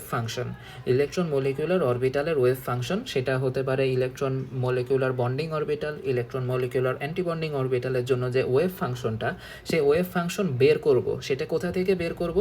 linear combination of individual identical atomic orbital. Linear combination of individual identical atomic orbital, অর্থাৎ এই যে আমাদের দুইটা অরবিটালের কথা বলতেছি, একটা হচ্ছে ψ1 অর্থাৎ RA একটা অরবিটাল, আর এটা এই অরবিটাল, এ হাইড্রোজেনের একটা অরবিটাল, বি হাইড্রোজেনের একটা অরবিটাল, এরা কিন্তু আইডেন্টিক্যাল অ্যাটমিক অরবিটাল, অর্থাৎ এটারও যা বৈশিষ্ট্য এরও তাই বৈশিষ্ট্য, অর্থাৎ এখানে আইডেন্টিক্যাল অরবিটাল। এই যে আইডেন্টিক্যাল অরবিটালে কিন্তু এখানে লিনিয়ার কম্বিনেশন হচ্ছে। এই যে লিনিয়ার কম্বিনেশন, সেই লিনিয়ার কম্বিনেশন থেকে আমরা এদের যে ওয়েভ ফাংশনটা বের করব, সেইটার যে প্রসেস, এই প্রসেসটার নামই দেওয়া হচ্ছে linear combination of atomic orbital, LCAO method. অর্থাৎ এখানে আমরা ফার্দার যে জিনিসটা দেখতে পাচ্ছি সাই সিগমা, সেটা হচ্ছে সিমেট্রিক, এবং হচ্ছে এই জিনিসটা দিয়ে অ্যান্টিসিমেট্রিক। অর্থাৎ আমরা যেটা বলতে পারি বন্ডিং অরবিটালটা সিমেট্রিক এবং অ্যান্টি বন্ডিং অরবিটালটা অ্যান্টিসিমেট্রিক। সেটা এই চিত্র দেখে বোঝা যাচ্ছে দুইটা যে সিমেট্রিক, অর্থাৎ এই যে দুইটা একই দিকে, এবং এই জায়গায় আমরা অ্যান্টিসিমেট্রিক, একটা একদিকে আরেকটা আরেক দিকে, সেই জিনিসটাই বোঝা যাচ্ছে। আচ্ছা, এখন এই জায়গাতে আমরা কি দেখতে পাচ্ছি? where the two hydrogen atoms are labeled as A and B। আচ্ছা, A and B, অর্থাৎ একটাকে A নাম দেওয়া হচ্ছে আর একটা B নাম দেওয়া হচ্ছে, RA এবং RB। সেটা কি? RA হচ্ছে তার যে রেডিয়াস সেটা, আর বি হচ্ছে বি অ্যাটমের রেডিয়াস, অর্থাৎ এই যে ইলেকট্রন থেকে তার যে নিউক্লিয়াসের ডিস্টেন্স, এবং হচ্ছে এইখানের ইলেকট্রন থেকে বি হাইড্রোজেনের যে নিউক্লিয়াসের ডিস্টেন্স, সেটা হচ্ছে RA RB, দ্যাটস ইট। আচ্ছা, তো এখন হচ্ছে এই যে মলিকিউলার অরবিটাল ওয়েভ ফাংশন, সেটা একটু বোঝার চেষ্টা করি। মলিকিউলার অরবিটাল ওয়েভ ফাংশন সেটা কোথা থেকে আসছে? তো molecular orbital wave function determines the probability distribution of the electron within the molecule. আমরা তো এই যে ওয়েভ ফাংশন নিয়ে স্টাডি করে আসছি প্রিভিয়াস চ্যাপ্টারে। ওয়েভ ফাংশনটা আসলে কি বোঝায়? ওয়েভ ফাংশন থেকে হচ্ছে আমরা পরবর্তীতে তার যে প্রবাবিলিটি, একটা ইলেকট্রনের যে প্রবাবিলিটি ফাংশন, সেটা পেতে পারি। সুতরাং এইখানে molecular orbital wave function determine করে কি? Probability distribution of electron within the molecule. অর্থাৎ আমরা যদি এটা আমরা বোঝার কথা যদি প্রিভিয়াস চ্যাপ্টারটা অর্থাৎ এখানে কোয়ান্টাম মেকানিক্সের চ্যাপ্টারটা যদি বুঝে থাকি শ্রোডিঞ্জারের ইকুয়েশন, তাহলে এই জিনিসটা এই লাইনটা খুব ইজিলি বোঝা যায় যে এইখানে মলিকিউলার অরবিটাল ওয়েভ ফাংশন দিয়ে প্রবাবিলিটি ডিস্ট্রিবিউশন, অর্থাৎ ওই মলিকিউলের ভিতরে ইলেকট্রনের যে প্রবাবিলিটি, ইলেকট্রন কোথায় থাকবে কি না সেটা যে প্রবাবিলিটি, সেটা আমরা বের করতে পারবো। সেকেন্ড পয়েন্টে যেটা লেখা আছে যে এইখানে আমাদের যে বন্ডিং অরবিটাল, সেই বন্ডিং অরবিটাল সিমেট্রিক, অর্থাৎ সেখানে কোনো নোড নাই, কিন্তু এখানে অ্যান্টিসিমেট্রিক। অ্যান্টি বন্ডিং অরবিটালটা হচ্ছে অ্যান্টিসিমেট্রিক এবং সেখানে একটা নোড থাকে। আমরা নোড বলতে কি বুঝি এবং যেখানে নোড বলতে কি বুঝতাম, সেটা যেটা বুঝতাম আমরা হচ্ছে প্যারিটি যে কনসেপ্টটা ছিল সেখানে দেখতাম যে যেখানে ওয়েভ ফাংশনের ভ্যালুটা হচ্ছে 0 সেই জায়গাটায় নোড। ওয়েভ ফাংশনের ভ্যালু যদি একটা জায়গায় 0 হয় তাহলে সেটা 0, সেখানে নোড একটা। যদি দুইটা জায়গায় 0 হয় তাহলে সেখানে নোড দুইটা। কিন্তু আমরা যখন এই যে সিমেট্রিক একটা বন্ডিং অরবিটাল দেখতে পাচ্ছি, সেখানে গিয়ে কোথাও দেখতে পাচ্ছি যে আমাদের ওয়েভ ফাংশনটার ভ্যালু 0 হয়েছে। ওয়েভ ফাংশনটার ভ্যালু কিন্তু কোথাও 0 না, কিন্তু এই পজিশনে ওয়েভ ফাংশনটার ভ্যালু 0, অর্থাৎ অ্যান্টিবন্ডিং অরবিটালে যেটা হচ্ছে অ্যান্টিসিমেট্রিক সেখানে হচ্ছে নোড থাকে একটা, কিন্তু বন্ডিং অরবিটালে কোনো নোড থাকে না, সেটাই বলছে। এবং আরেকটা ইম্পর্টেন্ট পয়েন্ট বলছে, সেই পয়েন্টটা ফার্দার আরও ডিসকাস করার জায়গা আছে, সেটা হচ্ছে এই যে বন্ডিং অরবিটালে যে এনার্জি অ্যান্টিবন্ডিং অরবিটালের এনার্জি থেকে সেটা কম। ঠিক এই কারণেই হচ্ছে অ্যান্টিবন্ডিং অরবিটালে যদি একটা ইলেকট্রন যায় তখন ওই বন্ডিংটা উইক হয়ে পড়ে, কারণ হচ্ছে একটা ইলেকট্রনের অতটুকু এনার্জি থাকে না সে এই অ্যান্টিবন্ডিং অরবিটালের এত এনার্জি সে অকুপাই করতে পারবে। যাই হোক, এটা ফার্দার ডিসক্রাইব করার জায়গা আছে আরও। So Coulomb law gives an idea of potential energy of the system, সেটা আমরা একটু চিত্রগুলো বোঝার চেষ্টা করি। ফার্স্ট অফ অল হচ্ছে এই যে একটা হাইড্রোজেন বন্ধন, এবং সেই হাইড্রোজেন বন্ধনের এখানে হচ্ছে এতক্ষণ আমরা যেটা দেখছিলাম সেটা হচ্ছে আমাদের ওয়েভ ফাংশন। এখন আমরা ওয়েভ ফাংশন না, সেখানে আমরা প্রবাবিলিটি ফাংশন দেখতে পাচ্ছি। এবং ওয়েভ ফাংশন থেকে প্রবাবিলিটি ফাংশন যখন আসে, সেই জিনিসটা আমরা যখন প্রিভিয়াস চ্যাপ্টারে দেখতাম যে ওয়েভ ফাংশনটা দেখতে যদি হয় এরকমের, সেখান থেকে আমরা প্রবাবিলিটি ফাংশনটা যেটা দেখতাম, প্রবাবিলিটি ফাংশন ছিল এই রকমের একটু শার্প এজ থাকতো।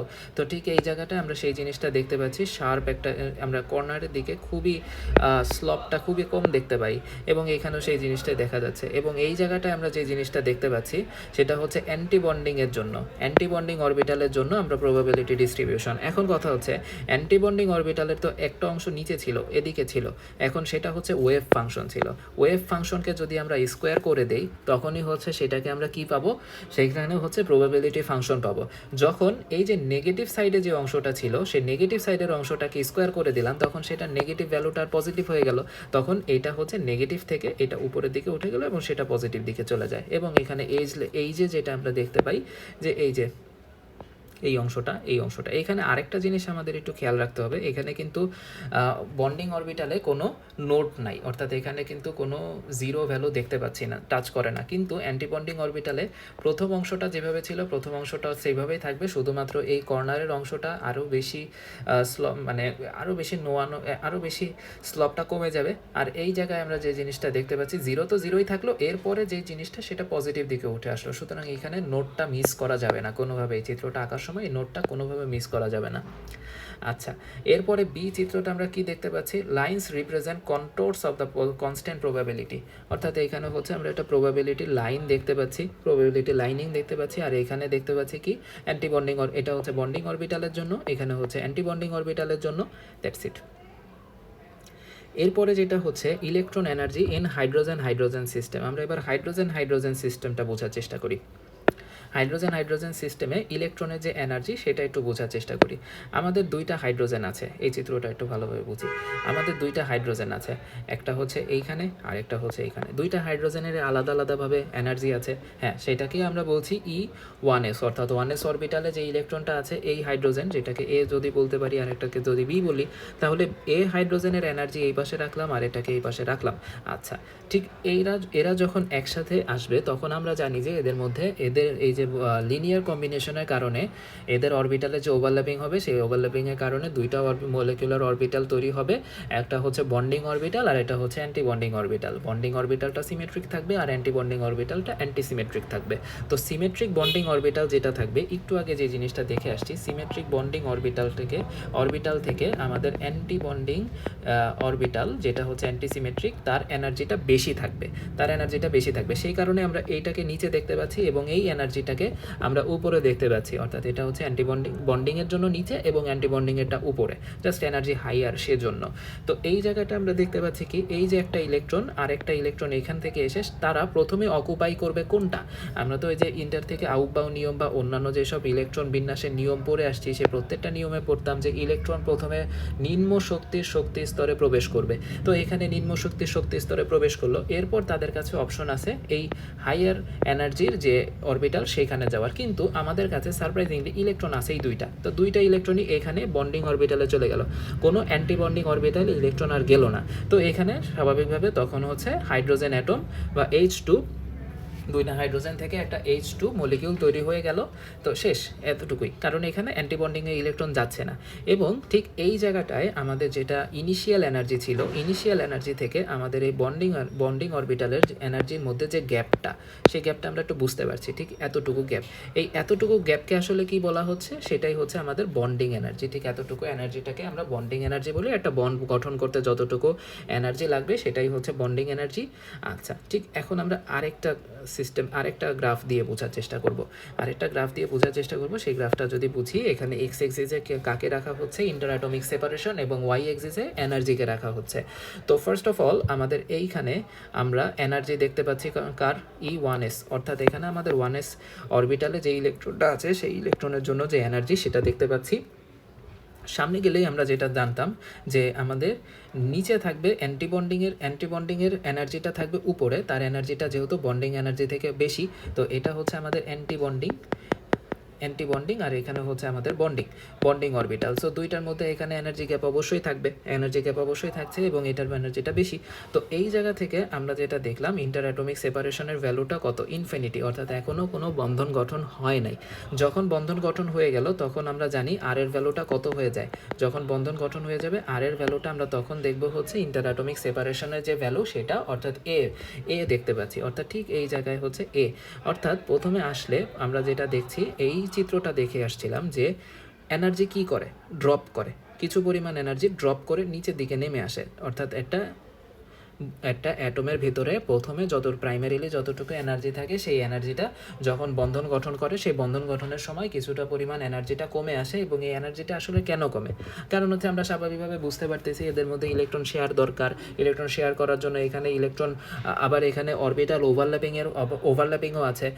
বেশ কিছু জায়গায় এই এনার্জিটা খরচ হতে পারে। আবার এরকমটাও যদি আমরা চিন্তা করি যে হ্যাঁ, এখানে এনার্জি খরচ হয়, এক কথায় যদি বলি এখানে এনার্জিটা খরচ হয়, সেই কারণে এখানে ইনিশিয়ালি দুইজনের যতটুকু এনার্জি ছিল, এরপরে একটা সার্টেন লেভেল অফ এনার্জি তাদেরকে খরচ করে তারপরে তাদের বন্ডিং এনার্জিতে আসতে হচ্ছে। তো এই জায়গাটা আমরা সেই জিনিসটাই দেখতে পাচ্ছি যে তারা বন্ডিং অরবিটালের যে এনার্জি সেইখানে আসতেছে প্রথমে। ঠিক এই জায়গায় তাদের ভ্যালুটা প্রথমে কমে আসছে। অর্থাৎ এখানে তাদের ইনিশিয়াল এনার্জিটা যদি এত হয়, তাহলে তাদের বন্ডিং এনার্জিটা যত হবে, এই দুইটার মধ্যে যে গ্যাপটা হবে সেটাকেই আমরা বলি বন্ডিং এনার্জি, অর্থাৎ বন্ড গঠনের জন্য যে এনার্জিটা। আরেকটা অংশ সেটা আমরা জানি, সেটা হচ্ছে আমাদের এই অ্যান্টি বন্ডিংয়ের এনার্জি কিন্তু আবার নিচের দিকে থাকে না, সেটা কিন্তু আবার উপরের দিকে চলে যায় সেইখানেই।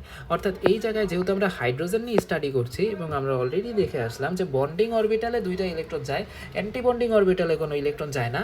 এখানে কিন্তু বন্ডিং অরবিটালে আমরা দুইটা ইলেকট্রন দেখতে পাচ্ছি, অ্যান্টি বন্ডিংয়ে আমরা কোনো ইলেকট্রনই দেখতে পাচ্ছি না, সেটাই ঠিক আছে। অর্থাৎ এখানে আমাদের যে গ্রাফটা ছিল সেটা হচ্ছে inter atomic separation versus energy of bonding orbital and anti bonding orbital. That's it. কেন এটা নিচের দিকে নেমে আসছে বন্ডিং অরবিটাল, কেন উপরের দিকে উঠছে, আশা করি বুঝতে পারবা।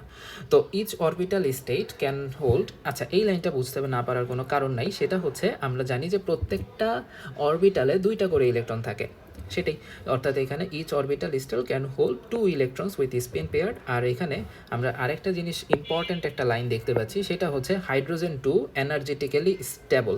হাইড্রোজেন 2 ইজ এনার্জেটিক্যালি স্টেবল, অর্থাৎ এই জিনিসটা আমি বারবার আগে একবার বা দুইবার বলছি, সেটা হচ্ছে যদি কখনো ইলেকট্রন অ্যান্টিবন্ডিং অরবিটালে যায় তাহলে সেই যে গঠনটা আমরা পাবো, যেই যৌগটা আমি পাচ্ছি, সেই যৌগটা কখনোই স্টেবল কোনো যৌগ হবে না। সেটাকে আরেকটু ভালোভাবে বলা যায় এনার্জেটিক্যালি আনস্টেবল হবে। কেন? তার কারণ হচ্ছে এই জিনিসটাই বুঝতে পারছি যে অ্যান্টিবন্ডিং অরবিটালের এনার্জিটা অনেক বেশি থাকে, এবং ওই জায়গায় যদি কোনো ইলেকট্রন যায় তাহলে তাদের মধ্যে সেই এনার্জিটা আলটিমেটলি থাকে না, এবং তারা এনার্জেটিক্যালি খুবই আনস্টেবল থাকে। এখন আমরা হাইড্রোজেন সিস্টেম দেখলাম, হিলিয়াম সিস্টেম দেখব।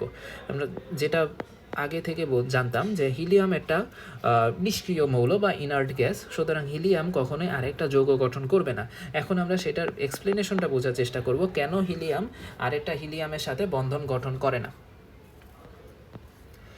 তো কোয়ান্টাম, এইখানে আমরা চিত্রটা আগে বোঝার চেষ্টা করি। আমাদের জন্য এইখানে একটা হিলিয়াম আছে যেটার নাম এ বলতে পারি, আর একটা বি বলতে পারি। এ হিলিয়ামের জন্য 2টা ইলেকট্রন আছে, বি হিলিয়ামের জন্য 2টা ইলেকট্রন আছে। তো এখন তারা যখন তাদের যে অরবিটাল ওভারল্যাপিং হবে, তারা যখন তাদের কাছাকাছি আসবে, একটা হিলিয়াম যখন বি হিলিয়ামের কাছাকাছি আসবে, তখন তাদের মধ্যে একটা বন্ডিং অরবিটাল তৈরি হবে, এবং আরেকটা অ্যান্টি বন্ডিং অরবিটালও তখন তৈরি হবে। বন্ডিং অরবিটালটা সিমেট্রিক, অ্যান্টি বন্ডিং অরবিটালটা অ্যান্টিসিমেট্রিক, এবং এটা হচ্ছে তাদের যে ওভারল্যাপিং, সেটা কি ইন ফেজ হচ্ছে নাকি আউট অফ ফেজ হচ্ছে, সেটার উপর ডিপেন্ড করে bonding orbital anti bonding orbital হয়। এখন তাদের 2টা ইলেকট্রন আছে। প্রথমত তাদের কাছে অপশন আছে কয়টা? 2টা, অর্থাৎ ওই যে 4টা ইলেকট্রন, দুইটা মিলে যে 4টা ইলেকট্রন আছে, ওই 4টা ইলেকট্রনের কাছে অপশন আছে 2টা। অর্থাৎ এইখানে একটা অরবিটাল আছে বন্ডিং অরবিটাল, আর একটা আছে অ্যান্টি বন্ডিং অরবিটাল। তো এই 4টা ইলেকট্রনের মধ্যে প্রত্যেকটা অরবিটাল কিন্তু আবার 2টা করে ইলেকট্রন নিতে পারতেছে। প্রথমে 2টা ইলেকট্রন কোথায় যাবে? যেটার এনার্জিটা কম সেখানে যাবে। তো সেটা আমরা আগে থেকেই জেনে আসছি। তো এই জায়গায় তারা প্রথমে বন্ডিং অরবিটালে প্রবেশ করবে। এখন বন্ডিং অরবিটালে প্রবেশ করবে তার কারণে এখানে এনার্জি কম। এরপরে আমার কাছে অলরেডি 2টা ইলেকট্রন শেষ, আমার কাছে আরও 2টা ইলেকট্রন থেকে যায়। হাইড্রোজেন সিস্টেমে কি ছিল? 2টা ইলেকট্রনই, আর কোনো ইলেকট্রন ছিল না। সেটাকে আর কোথাও পাঠানোর ব্যাপারে আমার কোনো চিন্তা করতে হচ্ছিল না। কিন্তু এইখানে আমার কাছে আরও 2টা ইলেকট্রন আছে। এখন এই 2টা ইলেকট্রন কোথায় যাবে? এই 2টা ইলেকট্রনকে অবশ্যই বাকি আরেকটা যে অরবিটাল আছে সেটা ফাঁকা, সেই ফাঁকা অরবিটালে চলে যাবে, সেটা হচ্ছে অ্যান্টিবন্ডিং অরবিটাল। এখন এই অ্যান্টিবন্ডিং অরবিটালে যখন এই ইলেকট্রনটা চলে যায়, তখন আসলে জাস্ট এতটুকু আমরা বুঝলাম। এখন আমরা এটা এনার্জেটিক্যালি এই বন্ডিংটা স্টেবল কি না সেটা আমরা বোঝার চেষ্টা করব। Quantum mechanical calculation show that antibonding, এখানে প্রথম লাইনটা একটু বোঝার চেষ্টা করি। কোয়ান্টাম মেকানিক্যাল ক্যালকুলেশন, সেখান থেকে আমরা জানতে পারি antibonding energy level shifts higher than the bonding energy level. যেটা এর মধ্যে আমরা জেনে আসছি, সেটা হচ্ছে বন্ডিং এনার্জি লেভেলের যতটুকু এনার্জি, তার থেকে অ্যান্টিবন্ডিং এনার্জি লেভেল অনেক হাই। এখন হিলিয়াম সিস্টেমটা এনার্জেটিক্যালি স্টেবল না। কেন স্টেবল না? তার কারণ হচ্ছে এইখানে 2টা ইলেকট্রন অ্যান্টিবন্ডিং অরবিটালকে অকুপাই করছে। অ্যান্টিবন্ডিং অরবিটালকে যখনই কোনোভাবে ইলেকট্রন অকুপাই করবে, তখনই যেই বন্ডিংই হোক না কেন, সেখানে কোনোভাবেই তাদের এনার্জেটিক্যালি তারা স্টেবল হবে না। ঠিক এই কারণে হিলিয়াম কোনো বন্ধন আমরা গঠন হতে দেখি না, বা বন্ধন যদি গঠন করা সম্ভবও হয়, তারপরও সেটা স্টেবল কোনো কিছু হবে না। 3 নম্বর পয়েন্টে যেটা লেখা আছে যে to form a bond between 2 atom we need overlapping of half occupied atomic orbital. হ্যাঁ, এই জিনিসটা আমরা আগে থেকেই জানি যে কোন অরবিটালের ওভারল্যাপিং হবে। অর্থাৎ আমরা যদি এটা যেমন হচ্ছে আমরা ফ্লোরিনের স্ট্রাকচারটা দেখি, 1s2, তারপরে 2s2, তারপর হচ্ছে 2p5। এই 2p5কে যদি 2p5টা যদি আমরা একটু ভেঙে দেখি, 2px, 2py এবং হচ্ছে 2pz।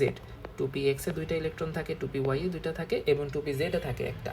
ফ্লোরিন যখন ফ্লোরিন বন্ধন গঠন করবে, তখন ওভারল্যাপিং হবে অরবিটালের। কোন অরবিটালের ওভারল্যাপিং হবে? দ্য কোয়েশ্চেন, এখানে আমার অপশন আছে কয়টা? আমার সর্বশেষ শক্তি স্তরের কোনো একটা অরবিটালের ওভারল্যাপিং হবে। আমার অপশন আছে হচ্ছে 2s অরবিটাল ওভারল্যাপিং করতে পারে, 2px করতে পারে, 2py করতে পারে, 2pz করতে পারে। অ্যান্সার কি? অ্যান্সার হচ্ছে এটার মধ্যে 2sও করবে না, টু পি এক্সও করবে না, টু পি ওয়াইও করবে না, করবে হচ্ছে টু পি জেড। কেন টু পি জেড করবে? আমার ওভারল্যাপিং সব সময় হয় হচ্ছে হাফ অকুপাইড অ্যাটমিক অরবিটালকে নিয়ে, অর্থাৎ যেটা হাফ অকুপাই থাকে, অর্থাৎ ধারণ ক্ষমতার অর্ধেক। প্রত্যেকটা অরবিটালে দুইটা করে ইলেকট্রন থাকে, সেই জায়গায় যদি দুইটার জায়গায় একটা ইলেকট্রন থাকে, তাহলে সেই একটা ইলেকট্রন যে অরবিটালে আছে সেই অরবিটালটাই ওভারল্যাপিং হবে, সেটাই এখানে বলা আছে। এরপর আমাদের একটা এক্সাম্পল আছে, এক্সাম্পলটা দেওয়া হচ্ছে molecular orbital wave function of hydrogen fluoride. Hydrogen fluoride এটাকে আমরা ব্যাখ্যা করতে পারবো। ইতিমধ্যে আমরা যে হাইড্রোজেন সিস্টেম দেখে আসছি, তারপরে হিলিয়াম সিস্টেম দেখছি, তো এটা ব্যাখ্যা করতে পারার কথা। আমরা তো ফ্লোরিনের যে সিস্টেমটা মাত্রই দেখলাম, সেটা হচ্ছে ফ্লোরিনের এই যে ইলেকট্রন বিন্যাস করলে পরে সেটা হচ্ছে টু পি জেডে একটা ইলেকট্রন থাকে, আবার হচ্ছে হাইড্রোজেনের 1s1 একটা ইলেকট্রন থাকে। তো এদের মধ্যে ওভারল্যাপিং হবে, এবং এদের ওভারল্যাপিংয়ে কয়টা ইলেকট্রন থাকতেছে? হাইড্রোজেন থেকে আসে হচ্ছে একটা, হাইড্রোজেন থেকে একটা ইলেকট্রন আসতেছে, আবার হচ্ছে ফ্লোরিনের থেকে কয়টা ইলেকট্রন আসবে? ফ্লোরিনের থেকে ইলেকট্রন আসবে একটা। সুতরাং 1+1 যখন 2 হবে, দুইটা ইলেকট্রন, তখন সেখানে যে বন্ডিং অরবিটাল থাকবে আবার অ্যান্টি বন্ডিং অরবিটালও থাকবে। বন্ডিং অরবিটালে জাস্ট দুইটা ইলেকট্রন যাবে, আর কোনো ইলেকট্রন আমার কাছে অবশিষ্টই থাকলো না অ্যান্টি বন্ডিং অরবিটালকে অকুপাই করার জন্য।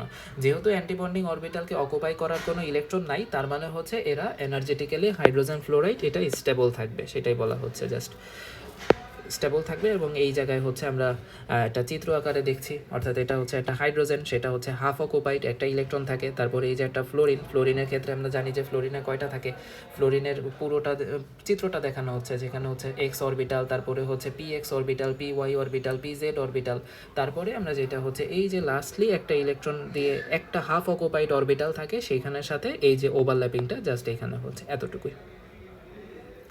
তো এই জায়গাটা আমরা একটা জিনিস ইম্পর্টেন্টলি বলতে পারি, যে এইখানেও হাইড্রোজেন ফ্লোরাইড যে বন্ধন গঠন, সেখানে হচ্ছে অ্যান্টিবন্ডিং অরবিটাল থাকবে, কিন্তু অ্যান্টিবন্ডিং অরবিটালে যাওয়ার মতো কোনো ইলেকট্রন থাকবে না। ঠিক এই কারণে হচ্ছে এটা এনার্জেটিক্যালি স্টেবল হবে। এই দুটো গ্রাফ একটু আরেকবার এক্সপ্লেন করি, একটু ডিটেইলে বোঝার চেষ্টা করি। অ্যাট্রাকটিভ ফোর্সটা আসলে কোত্থেকে আসে এবং রিপালসিভ ফোর্সটা আসলে কি। অ্যাট্রাকটিভ ফোর্স হচ্ছে সেই ফোর্সটা যেখানে আমরা বলছি এই অ্যাট্রাকটিভ ফোর্সটা তৈরি হয় ইলেকট্রন এবং নিউক্লিয়াসের ইন্টারাকশনের কারণে, এবং এইটাই মূলত কেমিক্যাল বন্ডিংয়ের মূল কারণ। অর্থাৎ অ্যাট্রাকটিভ ফোর্সটা তৈরি হচ্ছে ইলেকট্রন অ্যান্ড নিউক্লিয়াস, যে নিউক্লিয়াসের ভিতরে প্রোটন থাকে, সেটার ভিতরে যে ফোর্সটা আছে সেটাকে অ্যাট্রাকটিভ ফোর্স। আরেকটা ফোর্স যেটা আমরা দেখতে পাচ্ছি সেটা হচ্ছে রিপালসিভ ফোর্স। এই রিপালসিভ ফোর্সটা আসলে কেন হয়? রিপালসিভ ফোর্সটা তখনই হয় যখন হচ্ছে ইলেকট্রন ক্লাউড ওভারল্যাপ করে। অর্থাৎ আমরা জানি ইলেকট্রন কিন্তু ইলেকট্রন ক্লাউড হিসেবে থাকে, অর্থাৎ দুইটা পরমাণু যখন বন্ধন গঠন করতে যাচ্ছে, ঠিক তখন এদের যখন বন্ধন গঠন হবে, তখন এদের দুইটার ইলেকট্রন ক্লাউডগুলো ওভারল্যাপ করে, এবং সেই ইলেকট্রন ক্লাউড যখন ওভারল্যাপ করে তখন নিউক্লিয়াস অর্থাৎ দুইটা পরমাণুর মধ্যে যে নিউক্লিয়াস আছে, সেই নিউক্লিয়াসে একটা রিপালশন বা একটা বিকর্ষণ হয়। ঠিক সেই সময় আমাদের এই রিপালসিভ ফোর্সটা তৈরি হয়। তো এখন আমরা একটু এই গ্রাফটা এইভাবে আরেকবার বোঝার চেষ্টা করি। নাম্বার 1 হচ্ছে অ্যাটমস যখন হচ্ছে অনেক দূরে আছে, পরস্পর থেকে অনেক দূরে আছে, ঠিক আমরা এই রকমের সিচুয়েশনগুলো বোঝার চেষ্টা করি, ঠিক এই রিজিয়নগুলো। অর্থাৎ এখানে আমাদের এক্স এক্সিসে যেটা আছে সেটা হচ্ছে ইন্টারঅ্যাটমিক সেপারেশন বা ডিস্টেন্স, এবং ওয়াই এক্সিসে আমরা যেটা দেখতে পাচ্ছি অ্যাট্রাকটিভ ফোর্স আর রিপালসিভ ফোর্স দেখতে পাচ্ছি। অর্থাৎ এই জায়গায় আরেকটা জায়গা হচ্ছে যে আর নট মানে হচ্ছে ঠিক মলিকিউল দুইটা, অর্থাৎ আমাদের যারা যৌগ গঠন করছে তারা পরস্পর বেশ কাছাকাছি অবস্থানে আছে, যৌগ গঠন করার মধ্যে আছে, ঠিক এই রিজিয়নগুলোতে তারা হচ্ছে সেপারেটেড অ্যাটম আকারে আছে। তো আমরা এই সেপারেটেড অ্যাটম আকারে যখন থাকে সেইটার অবস্থাটা যদি চিন্তা করি, এইখানে আমরা যে জিনিসটা দেখতে পাচ্ছি অ্যাট্রাকটিভ ফোর্সটা বেশ ডমিনেন্ট আকারে থাকে। অর্থাৎ এই জায়গায় রিপালসিভ ফোর্সটা নিচের দিকে থাকছে, এবং অ্যাট্রাকটিভ ফোর্সটা রেজাল্টেন্ট ফোর্সটাকে আমরা দেখছি তারা অ্যাট্রাকটিভ ফোর্সকেই ফলো করার চেষ্টা করছে। অর্থাৎ এখানে অ্যাট্রাকটিভ ফোর্সটা আমাদের রিপালসিভ ফোর্সের থেকে বেশি ডমিনেন্ট অবস্থায় আছে। ঠিক কী কারণে এটা আছে? তার কারণ হচ্ছে এই জায়গায় আমরা ধীরে ধীরে ডান থেকে বামের দিকে আসছি। অর্থাৎ আমাদের দুইটা অ্যাটমের মধ্যে যে ডিস্টেন্সটা আছে সেই ডিস্টেন্সটা ধীরে ধীরে কমে আসতেছে। দুইটা অ্যাটমের মধ্যবর্তী ডিস্টেন্সটা ধীরে ধীরে যখন কমে আসে, ঠিক সেই সময় একটা অ্যাটমের ইলেকট্রন আরেকটা অ্যাটমের ইলেকট্রনের সাথে বা আরেকটা অ্যাটমের নিউক্লিয়াসের সাথে ইন্টারঅ্যাক্ট করতে শুরু করে। একটা অ্যাটমের ইলেকট্রন যতই আমরা এখানে ডান থেকে বামের দিকে আসবো ততই হচ্ছে আরেকটা অ্যাটমের কাছাকাছি আসার কারণে তার নিউক্লিয়াসের সাথে ইন্টারঅ্যাক্ট করতে শুরু করবে এবং সেই সময় আমরা যে জিনিসটা দেখতে পাচ্ছি নেট ফোর্স, যেটা নেট ফোর্সটা হচ্ছে সেই সময় আমাদের এখানে নেগেটিভ দিকে চলে আসে এবং সেটা হচ্ছে অ্যাটমকে কাছাকাছি নিয়ে আসে, পুলড টুগেদার সেটা বলতে পারি। আমরা যতই ডান থেকে বামের দিকে আসবো, সামনের দিকে আরেকটু দেখি, সেখানে আমরা যেটা দেখতে পাচ্ছি কি আমাদের যে অ্যাট্রাকটিভ ফোর্সটা আছে, অ্যাট্রাকটিভ ফোর্সটা কিন্তু এদিক থেকে এদিকে আসার কারণে বৃদ্ধি পাচ্ছে, অ্যাট্রাকটিভ ফোর্সটা বৃদ্ধি পাচ্ছে এবং অ্যাট্রাকটিভ ফোর্সটা যেহেতু বৃদ্ধি পাচ্ছে, অ্যাট্রাকটিভ ফোর্সটা এই রিজিয়নে বৃদ্ধি পায় এবং এই যে অ্যাট্রাকটিভ ফোর্সটা কতক্ষণ পর্যন্ত বৃদ্ধি পাচ্ছে, ঠিক যতক্ষণ পর্যন্ত না সেটা ম্যাক্সিমাম একটা ভ্যালুতে চলে যাচ্ছে অ্যাট্রাকটিভ ফোর্সটা। এবং এই জায়গায় যেটা হয়, অ্যাট সাম ডিস্টেন্স অ্যাটম, এই যে কোনো একটা ডিস্টেন্স আছে, একটা ডিস্টেন্স সেটা হচ্ছে আর নট, কোনো না কোনো একটা ডিস্টেন্সে, সেইখানে আমরা দেখতে পাচ্ছি অ্যাটম একটা স্টেবল মলিকিউল তৈরি করে ফেলে, দুইটা অ্যাটম মিলে একটা স্টেবল মলিকিউল তৈরি করে ফেলে, সেই ডিস্টেন্সটাই হচ্ছে এই যে আর নট। এখন আমরা হচ্ছে এই ডিস্টেন্সটাকে যদি বলি আমাদের ইকুইলিব্রিয়াম ডিস্টেন্স। এখন এই ইকুইলিব্রিয়াম ডিস্টেন্সে আমরা একটা জিনিস খেয়াল করলে দেখতে পাবো, ইকুইলিব্রিয়াম ডিস্টেন্সে কিন্তু এই আমাদের অ্যাট্রাকটিভ ফোর্স বা ইন্টারঅ্যাক্টিভ বা রিপালসিভ ফোর্স, এই দুইটার মধ্যে কোনোটার ভ্যালুই জিরো হয় না, কিন্তু এই জায়গাটায় আমাদের যে নেট ফোর্স আছে সেই নেট ফোর্সের ভ্যালুটা কিন্তু জিরো থাকে, নেট ফোর্সের ভ্যালুটা জিরো থাকে এবং অ্যাট্রাকটিভ ফোর্স এবং রিপালসিভ ফোর্সের ভ্যালুটা প্রায় কাছাকাছি থাকে। অ্যাট্রাকটিভ ফোর্স এবং রিপালসিভ ফোর্স আমরা দেখবো যে প্রায় একই লাইনে থাকে, অর্থাৎ এটার ভ্যালুটাও প্রায় কাছাকাছি একটা অ্যামাউন্টেরই থাকে। তো atoms R at the most stable separation.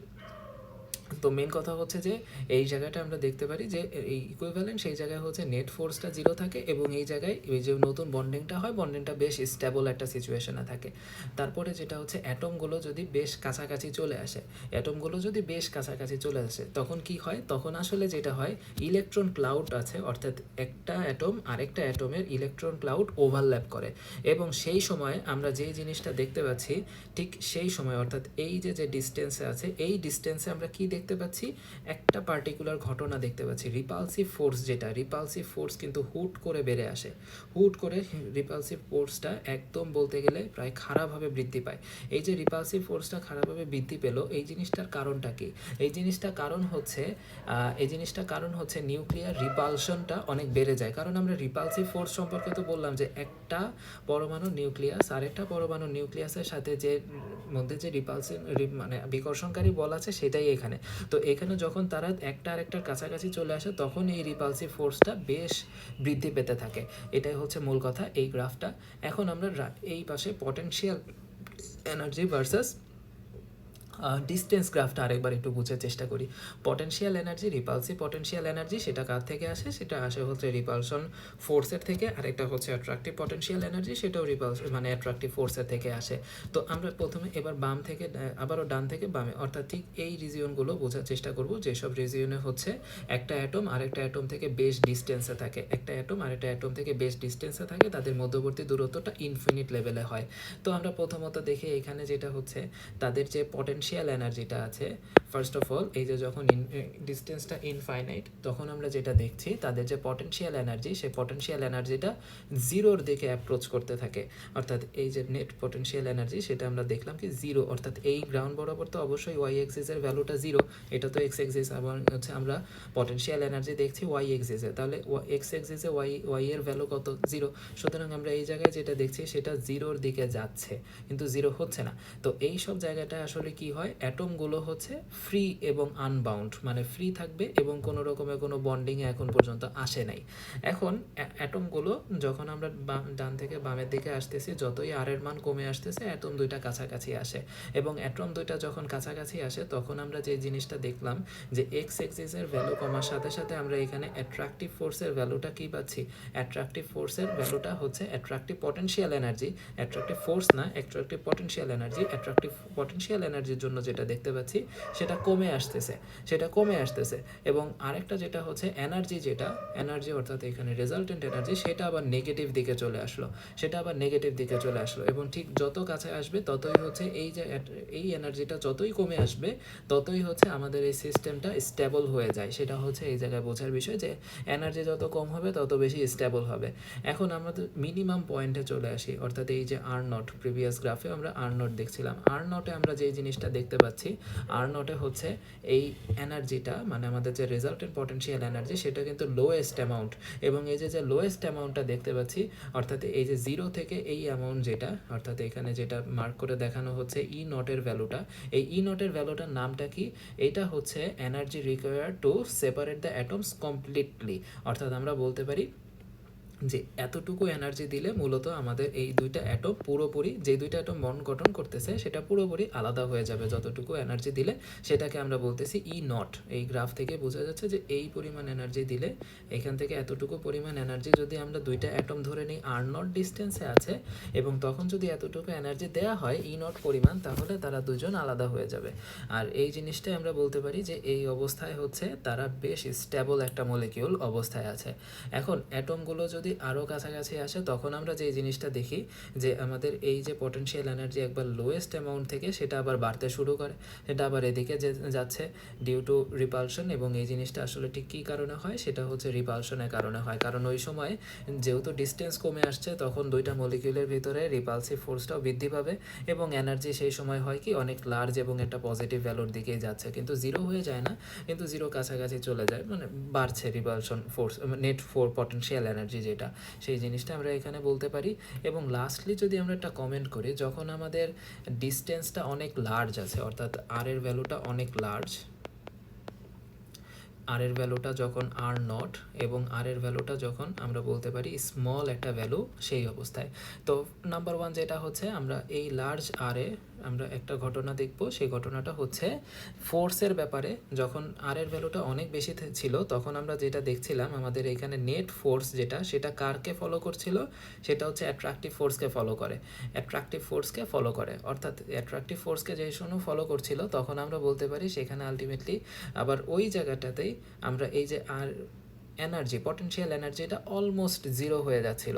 তার মানে হচ্ছে অর্থাৎ আর এর ভ্যালুটা যখন লার্জ থাকে তখন অ্যাটমগুলো থাকে হচ্ছে ফ্রি আকারে থাকে, যখন r is equal to r naught হয় তখন আমাদের নেট ফোর্সের ভ্যালুটা কত ছিল? R is equal to r নটে আমাদের নেট ফোর্সের ভ্যালুটা ছিল জিরো ছিল এবং সেই সময় আমাদের এনার্জিটা কত ছিল? এনার্জিটা ছিল একদম মিনিমাম লেভেলে ছিল। তার মানে হচ্ছে এই জায়গায় আমরা যেটা বলতে পারি মলিকিউলগুলো স্টেবল থাকে, আমাদের যে মলিকিউল আছে মলিকিউলগুলো স্টেবল হয়। এবং আর এর ভ্যালুটা যখন একদম ছোট হয়ে যায় তখন আমরা যে জিনিসটা দেখছিলাম যে এই জায়গাটায় আর এর ভ্যালুটা যখন আর নটের থেকেও ওদিকে চলে আসলো তখন এই যে নেট ফোর্সটা কাকে ফলো করছে? রিপালসিভ ফোর্সকে ফলো করে, কারণ সেই সময় মলিকিউল অ্যাটম দুইটা খুবই কাছাকাছি চলে আসে এবং তাদের মধ্যে অ্যাট্রাকটিভ ফোর্সের থেকেও রিপালসিভ ফোর্স বেশ ডমিনেন্ট অবস্থায় চলে যায় এবং সেই কারণে নেট ফোর্সটা আমরা দেখি রিপালসিভ ফোর্সকেই ফলো করছে। অর্থাৎ এই জায়গায় আমরা যেটা বলতে পারি রিপালশনটাই ডমিনেট করে। এবং এখানে আরেকটা যে জিনিস দেখতে পাচ্ছি যে আর এইখানে ভ্যালুটা হুট করে যতই আমরা আর এর ভ্যালুটা কমাচ্ছি, অর্থাৎ এইখানে যেটা বলি নেট পটেনশিয়াল এনার্জির জন্য আর এর ভ্যালুটা যদি আর নটের থেকেও কমে যায় তখন আমরা যে জিনিসটা দেখি এইটা অনেক বেড়ে যাচ্ছে, অর্থাৎ এখানে আমাদের যে নেট পটেনশিয়াল এনার্জি সেই ভ্যালুটা অনেক বেড়ে গেল এবং নেট পটেনশিয়াল এনার্জি যে বেড়ে যাচ্ছে সেটা কাকে ফলো করে হচ্ছে? সেটা ফলো করতেছে মোটামুটি হচ্ছে রিপালসিভ পটেনশিয়াল এনার্জিকে। এবং এই অবস্থায় কি করে? অ্যাটমগুলো পুশ করে একজন আরেকজনকে পুশ অ্যাওয়ে করে, একজন আরেকজনের দিকে বিপরীত দিকে ঠেলে পাঠিয়ে দেয়।